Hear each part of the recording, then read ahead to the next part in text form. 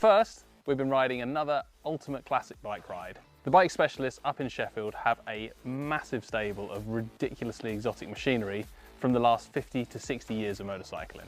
But the one that caught our eye this week was Ducati's iconic 999. This Ducati is a phenomenal 150 horsepower V-twin and a bike that won multiple World Superbike Championships. And it was really special to get a chance to ride this red carbon fibre bodyworked beauty on the roads of the Peak District. Welcome back to the Bike Specialist. It is Ducati day today. James, can you remember how you reacted when the 999 came out to replace that iconic 916 shaped bike? The Tambrini shape from the 916 to the 999. I was mortified. Yes, it was like as well. the ugly duckling bike. It was like, and it wasn't well received at all when this bike first came out. And they actually struggled to sell this bike. Ducati did. I can remember as a spotty, horrible little youth thinking, what have they done? They've ruined it. And like 20 years on, how wrong were we? Exactly, and it's people now, it's gone from the ugly duckling to people really want this bike. It's gone extremely desirable. And it looks amazing. Like it does. It's hard to believe That's that right. we reacted so badly. Like we weren't alone. Everybody, not everybody, lots of people hated. The man behind the camera, Al, liked this bike from day one, so he's having a little smug moment there. But he's over there, so we can ignore him. Mind you, look at his trainers. All the normal people, all the normal people thought this was hideous, and now it looks gorgeous, doesn't it? It really does, and the closer you get to it as well, and you can see all the detail, Olin suspension, carbon bodywork, just absolutely beautiful. Only weighs 180 kilos as well. 185. 185. All right, okay, that's wet then. I think you're fine. But yeah, stunning motorcycle. It really, really is. So this one's an R. This is a Mark 1. So there's Mark 2s and 1s. That's right. This is a 999R Mark 1. I mean, the Mark IIs are noticeably quite different actually, and they do command more money now. But very desirable bike, and like I was saying, it's quite funny how something undesirable has turned so desirable. Yeah, I have to say, out of all of the Ducatis, yes, out of all the V-twin Ducatis, forgetting Panigales for a minute, this is, even though I acknowledge it's a beautiful looking thing, I would still pick a 998 or a 1098 over this. And I think I would too. Which is unfair, isn't it? Yeah, it is unfair, but let's see what you think to it out on the road. I'm excited, and I'm hoping that after a good day on it, I can maybe get over my reaction to the styling as a kid and start loving it a bit. But yeah, phenomenal bit of kit. It's 150 horsepower, old school V-twin Ducati. It's going to be a blinding bit of kit to ride.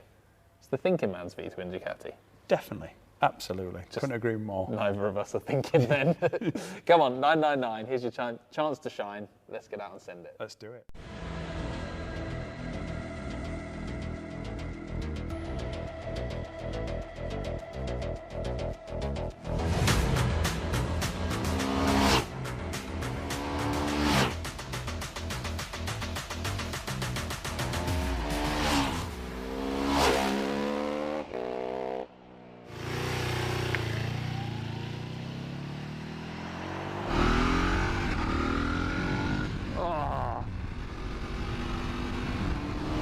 I know Ducati have gone chasing V4s in terms of performance, and got a Panigale V4 is a phenomenal bit of kit, but nothing quite touches a Ducati V-twin. They're just so special. It's different to the 998s in that it feels like the riding position is much more stretched out, much more spacious. For me, it feels very long riding position. You can imagine why the Rubens Alps would have fitted on one of these. This is a very special bike, and in true Ducati form, every little bit of it, every component you look at, you think, wow, that's really nicely made. There's the usual mess of wires and things zip tied to frame rails that the Ducati always seems to do, but it is an absolutely gorgeous bit of kit. I can't think of another motorcycle that went from being so, hated's a strong word, but so disliked to so liked in a 20-year lifespan. I really can't think of another one. When this thing came out, it did ruffle a few feathers. This is actually a really, really good Ducati V-twin for riding on the road. Forget about what it looks like. it's a damn good ride. It seems to steer in a real nice balance of being long and stable and unflappable, but you can actually get it to change direction quickly. It's a really, really well thought out bike. It doesn't make me, I have to admit, it doesn't make me want one more than I want a 998. But maybe I'm stuck in my ways with that stuff there. Now, Ducati 999, I can remember it coming out, and I can remember being mortified about what it looked like, which I just want to go and find 20-year-old, 25-year-old, 20-year-old Chris, or whatever I was back then, and just give him a proper slap, because it just looks phenomenal now. If Ducati bought that out tomorrow, you wouldn't think the styling was out of date. I think that's incredible for a 20-year-old bike. There's nothing else like it. It is a really striking bit of design. And then throughout the bike, the way the side stand is fared up into the lower bodywork, the way you've got these floating kind of winglet panels on the side. Wings on a motorcycle, huh? Imagine that. 2005, 6, and Ducati did it on the 999. Likewise, these fared in mirrors with the indicators. Lots and lots of little details that make it look and feel very, very special and certainly really unique. That continues the minute you swing a leg over it. It is long, it is spacious. Ruben Zalth rode this thing, the giant gangly lunatic that he is, and it was probably the best fitting sports bike he ever swung a leg over. The first time I hit the throttle on it, I slid to the back of the seat and I almost Supermaned off the handlebars. It's so big. For me, it's almost uncomfortably long and big. For a taller rider, it's perfect. It's actually a really comfy sports bike. Then there's the engine. It's kind of everything I love about these earlier Ducati V-twins. It's no secret that the 998R is my all-time dream bike, and this is a development of that. A bit faster, a bit more power, stronger cranks, blah blah blah blah blah, all that stuff they did to make them more competitive in World Superbikes, which again this thing was phenomenally successful. The one thing that nagged me today is it's a little bit fluffy on the fueling. It's a really powerful bike, and when you're riding it hard and fast it was perfect, but it's quite hard work in town, and bizarrely I found it harder work than the old 998R, mainly due to the fact that I'm stretched out so far on it. But you've got to blip the throttle, you've got to keep the revs up, you've got to be quite precise on the clutch. I've probably stalled it 20 times today. There are foibles, there are little kind of chinks in the armour with it that depends. If you're in a good mood, you go, oh yeah, it's because it's a high performance race bike. It's a racing thing, it's pedigree, it's character. And if you're in a bad mood and you're tired, you just, stop doing that.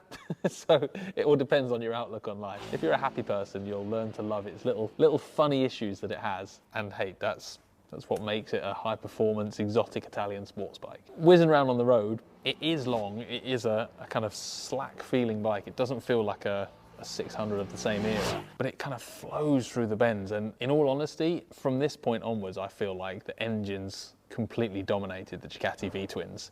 The 998, the engine and the chassis felt in real nice harmony. I don't know why, but just that little bit extra power on this one, the engine starts to take over the riding experience. It's a powerful thing, it revs out hard, charging up and down the gearbox. On the way back down, there's so much compression, so much engine braking. You've got to be real smooth not to end up with the back end hopping and skipping. Even just snapping the throttle shut, if the road's slippery, it's enough for it to start sliding at the rear. You've got to think about what you're doing. You've got to work hard to get the best out of this thing. And I think that's ultimately what makes it such a rewarding bike to ride on the road.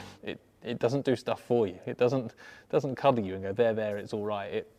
If you get it right, you get a really nice run on it. If you get it wrong, it sort of tucks its head and makes Italian hand gestures at you and makes you feel about this big.